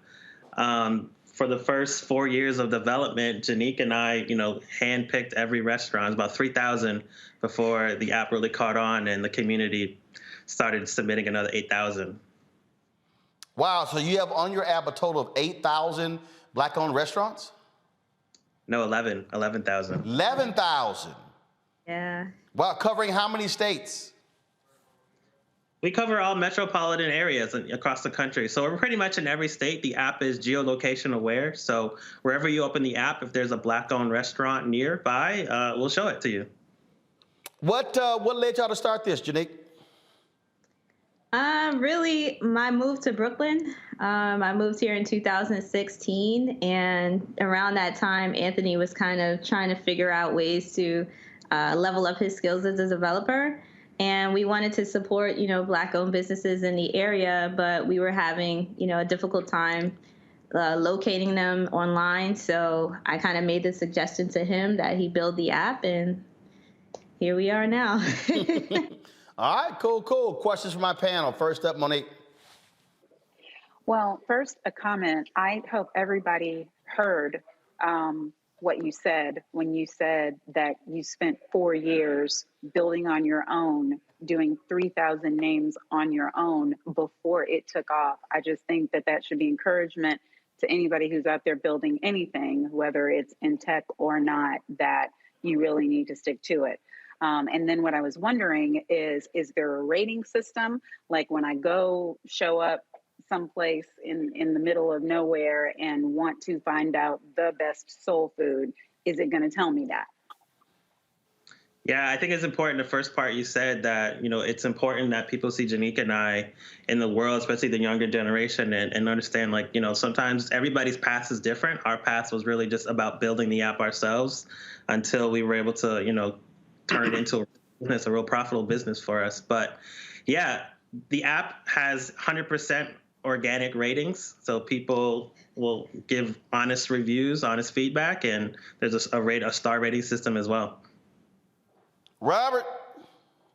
So 2 questions. One, I love the name. I wanted you to talk a little bit about how you picked that name and how okra is crucial to African and African-American culinary history. And then follow-up question, will there be anything on there that can let us know what these folks are out of? Like if I'm going to a fish spot and they ain't got no fish, is there like an alert on there that can tell me? No, we we don't have a "we're out of catfish" button yet, but that's a dumbass question. How you sit here? You know they need it. Man, the app not trying to break down inventory. You gotta have the button. I'm tired of getting there ain't no red velvet cake when I get there. Just tell me what. Robert, the whole damn point of the app is to show you the restaurant. You got to do some damn work, like pick the phone up and call. Yeah. Look, I'm just saying, I need a little flag to let me know. That's all. Scott, let me get my question in. So I'm on the app. It's actually very easy to navigate, but it has more than just soul food. It has African cuisine and Caribbean cuisine as well, and vegetarian. That's really awesome. Scott, hey, Scott. Yeah. Did your ass miss something? Did you hear me open up this thing by saying they list soul food restaurants? No. What did I say? The damn app lists Black-owned restaurants. So yes, Scott, I ain't done. So yes, Scott, it's Black-owned. So if it's vegan, if it's a juice bar, if they do smoothies, if it's soul food, Caribbean food, it's Black-owned. Which part of Black-owned your ass missed? You know what? I'm about tired of you correcting me. And I asked my question. I've had it up to here, and I mean up to here. Okay. Now, first of all, you being up to here is at my knee level, so it don't matter. No, it isn't. I've grown since you've seen me. It's COVID. Now let me just say this: what I like about the app, to your guests, is it also has Black-owned products. Can you talk about the diversity in the app? And forgive Roland, he's having one of his days. Don't worry. Yeah, so I wanted to quickly just answer the question about okra and the name. So okra is a seed that was brought over from West Africa to the Americas during the transatlantic slave trade. And so my family is from South Carolina. Anthony's family is from Louisiana and Alabama. And so the name is really just a nod to our family and the role that food has played in our lives. So yeah, that's the name. With regard to the marketplace. The products, the marketplace. Mm-hmm. Yeah, so that was just our way of supporting the community in a different way. There are a lot of amazing Black food product makers out there. And we kind of wanted the ability to support them as well. And so that's why we added the marketplace feature, which we plan to expand at the end of the year as well. Roland, they got African peanut sauce. You can put that in your roux next time you cook.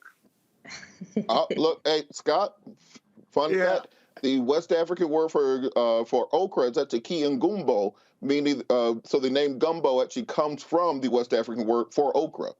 Fun fact, there's useless information you did not need. But I don't like okra. Do you like okra? I've never grown a taste for okra. Looking chef. It's traditional. You got to Did nobody ask your ass what you like okra or not? The app is called EatOkra. We ain't having no conversation about whether you like okra or not. That's also one of the reasons why we named it that also though, because it always gets a very strong reaction. Right. So It does, yes, absolutely. People have literally not downloaded the app because they hate okra that much. They completely hate okra, and it's a very visceral reaction, and they just won't have it, and they won't touch it. Ooh, okra. But congratulations. And tomato gravy. I am so hungry. That's right. Are y'all done? Yes. One of my favorites. Okay, y'all done. Whatever. Okay. So Anthony and Janique. So again, if people want to submit, so you have user submissions now. Do you then go back and verify? How do y'all verify they Black owned? Yeah, we have a whole separate team that does that work. We call restaurants, we speak to the owners, speak to staff, and we do our due diligence to make sure they're Black owned. Okay. All right, then. Look, we appreciate it. The app is called EatOkra. I don't mind okra. I like okra as well. And so, but we don't really care if Scott don't like it. Y'all, just because your ass don't eat okra or like okra, still download the app. That way, I just did. That way, Scott, we are done with the panel questions. Okay, we are done with that. So be quiet. Well, I got one more question. Everybody Can I who's ask listening, one more question? no, you can't. To everybody who's listening, right. it don't matter if you don't like okra or not. Y'all, this is allowing for you when you go to a place, when you go to a city, if you want to find and support Black-owned restaurants. That's what's there. And so that's why we believe in that, because we got to be able to support our own, where we are turning our dollars around. So Anthony and Janique, certainly congratulations. Thanks a lot. Thank you, Roland. All right, that is it for us, folks. I want to appreciate our panel, Robert and Monique. Thank you for joining us on the panel today. We tolerate this little kappa on the show. But thanks a bunch. Don't forget, y'all, download the Black Star Network app. We already passed 30,000 downloads. Now we're on our way to 40,000, 50,000. I want to end 2022 with at least 75,000 downloads. That is our goal. And so let's spread the word, please. Apple phone, Android TV, Apple TV, Roku, Samsung TV, Xbox, and Amazon Fire.